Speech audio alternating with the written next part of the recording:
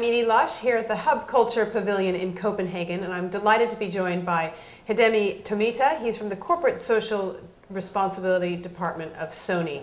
Thanks so much for coming to talk with us here. Yeah. Tell me a little bit about what you're hoping to accomplish here at Copenhagen. What we want to see is what will be the real outcome of this Copenhagen meeting. So then this may have an impact, positive and negative impact for our business, and so we'd like to see what is really happening as a big outcome. And SONY is a member of the Climate Savers program for the WWF. Can you tell me a little bit about what that experience has meant for you? Okay, SONY have been involved in environment management very long time, since 80s, 90s. But when we renewed our midterm environment target, we decided to join the WWF's Climate Savers program because this is a promising initiative together with a big environment NGO. We get a really good influence together with other company to achieve further emission reduction. Our target, original target was by 2010, we tried to reduce CO2 emission by 7% compared to year 2000.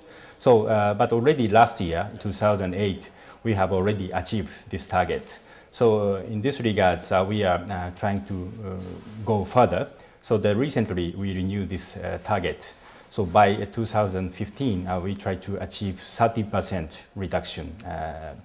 CO2 emission and reduction. What are some of the things that you've done to achieve those reductions? Basically, our strategy is, first of all, we try to enhance the energy efficiency, first of all, and then introduction of renewable energy. And in terms of what you might look for going into the future, what are you going to be, what kind of targets are you going to be setting for yourself? The other big challenge is how we can reduce emission from our product use. Of course, our products, most of our products use electricity, so causing CO2 emission basically. What about the standby button on the television that gains a lot of, it's a focus for people who are worried about climate change? Actually, in terms of the CO2 emission or per consumption, the standby power consumption is really minor.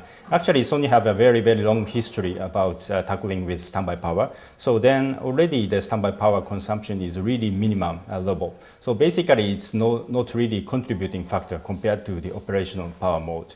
But still, for the people who have concerns, we now introduced a kind of mechanical switch to completely turn off the TV set, for example.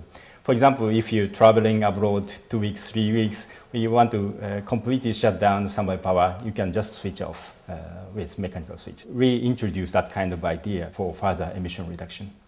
Okay, thank you very much for coming to speak to us here at the Hub Pavilion in Copenhagen, and I'm EDIE Lush. Thank you.